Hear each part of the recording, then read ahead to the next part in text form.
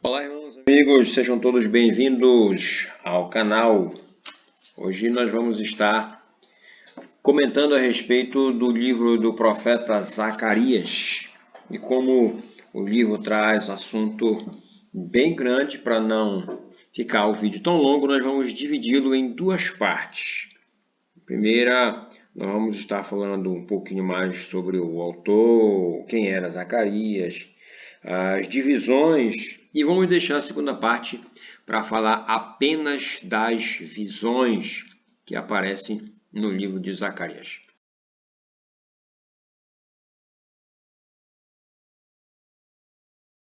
Você que está chegando agora e ainda não é inscrito, se inscreva, ative o sininho de notificação, dê seu like, seu dislike, faça seu comentário e vamos à aula. O nome, autor, data, seu título a gente vai ver que é dado por causa do autor, o profeta Zacarias, cujo nome significa O Senhor Lembra. O nome do profeta evoca a sua mensagem. Deus é misericordioso e nunca esquece de seus filhos. Ele escreve esse livro em aproximadamente 520 a 480 antes de Cristo. Zacarias é o profeta do período pós-exílio. Ele não deve ser confundido com Zacarias martirizado no templo na época do rei Joás, o qual Jesus se refere em Mateus 23, 35. Zacarias era um nome muito comum no tempo lá do Antigo Testamento, tá? Então não vamos confundir este Zacarias com aquele mencionado por Jesus. Zacarias provavelmente nasceu na Babilônia. Ele era filho de Berequias e neto de Ido. Zacarias 1 dá essa referência. Era sacerdote e de uma família de sacerdotes. Seu avô, o sacerdote Ido, era o líder das famílias sacerdotais que voltaram da Babilônia para ajudar com Zorobabel. Zacarias, portanto, fazia parte da tribo de Levi, tendo servido provavelmente, além de profeta, como sacerdote, sendo o único profeta menor identificado como sacerdote. Seu ministério começou somente depois que Ageu concluiu seus primeiros escritos e durou mais de 2 anos e foi importante para o término da restauração do templo. A outra coisa que nós temos no livro de Zacarias é a unidade. Por causa de uma aparente falta de continuidade, seja em estilo ou em historicidade, alguns estudiosos têm questionado a unidade do livro de Zacarias. Existem duas visões principais. A primeira parte que seria do 1º ao 8º capítulo, e a segunda parte que seria do 9º ao 14º capítulo. E como é que a gente pode entender os contextos históricos dessas duas partes de Zacarias? A primeira parte, do capítulo 1º até o 8º, a gente vê que ela é composta de profecias datadas segundo os anos do reinado de Dario I Estaspes, do 2º ao 4º ano, que vai de 520 a 518 a.C. Nessa divisão, Dario ainda reinava quando o exílio terminou. A gente confere Zacarias 1:12 e 7:5.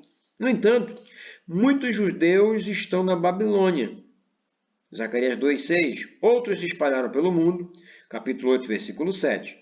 A comunidade em Jerusalém é pequena e fraca, formada principalmente por jovens e pessoas de meia idade que vieram da Babilônia. Há poucas crianças e pessoas idosas. O capítulo 8, versículos 4 e 5. Josué e Zorobabel são os chefes eclesiásticos e políticos da comunidade. Os alicerces do templo estão assentados, mas o término da construção está no futuro.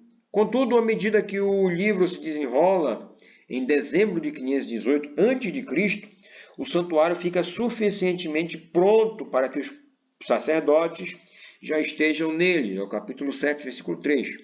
Não há mais necessidade de se fazer os jejuns do exílio. O futuro é alvissareiro com as esperanças messiânicas. E aí a gente tem a segunda parte.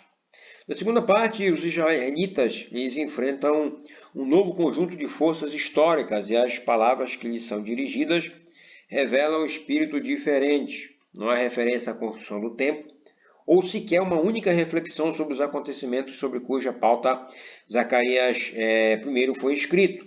Encontramos nomes de potências pagãs não mencionados na primeira divisão, como Damasco, Adraque, Amate, a Síria, Egito e a Grécia. A paz e a forte afeição pela paz, características são proeminentes em Zacarias I, estão ausentes. A guerra, se ainda não começou, era iminente. O livro de Zacarias foi escrito por um único autor, Zacarias, né? Vários autores defendem a autoria única de Zacarias, afirmando que nos capítulos 1 a 8, o profeta preocupa-se primariamente com os acontecimentos contemporâneos, particularmente com a reconstrução do templo, né?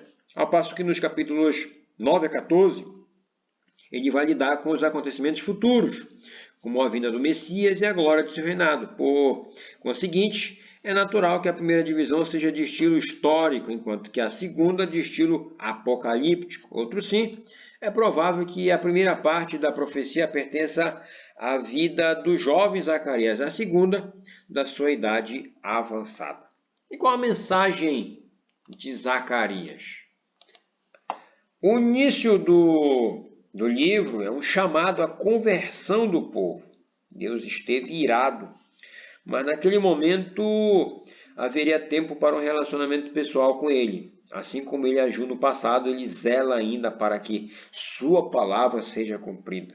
Da mesma maneira que Deus disse a Zacarias: portanto, agora eu digo a vocês, voltem para mim e eu, o Todo-Poderoso, voltarei para vocês. E a Jeremias: vocês vão me procurar e me achar, pois vão me procurar com todo o coração. Deus chama seu povo ao arrependimento verdadeiro, pois somente assim o homem pode ter amizade com o Senhor. E aí nós temos as visões noturnas. Numa série de 8 visões que vão até o capítulo 6, o livro trata do destino de Jerusalém, a qual ficaria à mercê de 4 sucessivos impérios mundiais. As visões de Zacarias são um traço característico de sua profecia. Algumas são bastante curtas, outras obtêm uma riqueza de imagem. Por meio delas, o profeta expressa a mesma mensagem sublime encontrada em outras partes do livro. Entre estas visões, ocorre a mais espiritual de todos os seus enunciados. Diz assim: não por força, nem por violência, mas pelo meu espírito, diz o Senhor dos Exércitos. E a gente vai, na próxima aula, aprofundar um estudo sobre estas visões. Segunda coisa que a gente observa é o de um jejum que não agrada a Deus, e principalmente a desobediência. No capítulo 7 em diante, nós temos várias mensagens de Zacarias que demonstram sua preocupação com a vida diária do seu povo. Era preciso vigiar a respeito de aspectos práticos da vida, principalmente o religioso, para não se degenerar numa religiosidade externa e ritualista. Assim, Zacarias fala do jejum que não agrada a Deus, capítulo 7, versículos 1 a 6, porque não era seguido de justiça nas relações sociais e que a desobediência foi a causa do cativeiro. Depois a gente tem um período futuro, que a partir do capítulo 9, há diversas mensagens que apontam para um período futuro da história. Sião será restaurado, versículo 8, aliás, o capítulo 8, versículos 1 a 23. Deus abençoará Judá e Israel, no capítulo 10, e serão eliminados os ídolos e falsos profetas, no capítulo 13.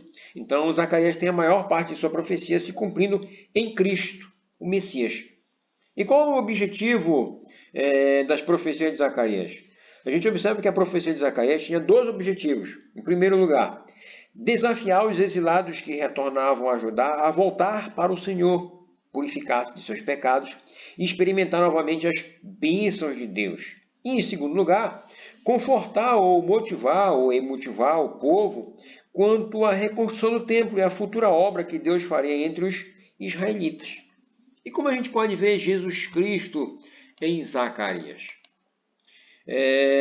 O livro ele é o mais messiânico dos profetas menores e está no mesmo nível de Salmos, de Isaías, quanto ao conteúdo messiânico. O Messias está ou no centro ou na periferia de cada visão. Na verdade, os capítulos 9 a 14 de Zacarias são os mais citados de todos os profetas nos evangelhos. Isso é uma curiosidade. Jesus é apresentado no livro de Zacarias como aquele que entraria em Jerusalém montado em jumentinho, Zacarias 9:9, por Mateus 21:4-5 e João 12:14-16. Aquele que sofreria traição e seria vendido por 30 moedas de prata. A gente confere Zacarias 11:12-13 com Mateus 27:9-10. Aquele que seria traspassado e pranteado de Zacarias 12:10 com João 19:37. Aquele que nos purificaria de nossos pecados de Zacarias 3:1-5 e Zacarias 13:1 com João 1:29 e Tito 3:5. São exemplos de que em Zacarias, por exemplo, 3:1-5 é oferecida uma impactante ilustração sobre a expiação do pecado e o cumprimento da justiça.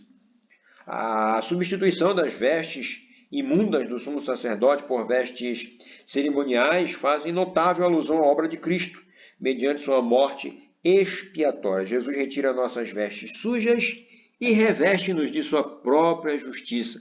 Eis porque podemos, então, alegrar-nos a um Deus justo e santo.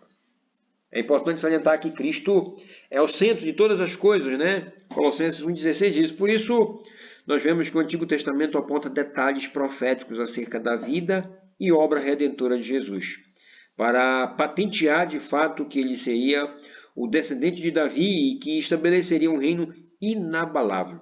É bem evidente que as associações que Zacarias faz entre a linhagem davídica, o pastoreio, o sofrimento e a renovação foram especialmente convincentes para os escritores dos evangelhos, que acreditavam que Jesus se encaixa na descrição abrangente do governante davídico encontrado ali. Mesmo com tantas profecias a seu respeito, muitos judeus tiveram dificuldade em reconhecer Jesus como o Filho de Deus. Nós cristãos deste tempo do fim precisamos levar a sério a santidade, não baseada em produção humana, cheia de vaidade. Nós precisamos daquele que nos convence do pecado, da justiça e do juízo, para que ele trabalhe não por força, nem por poder humanos, mas exclusivamente pelo Espírito do Senhor. Deus abençoe você, sua vida, sua família, em nome de Jesus.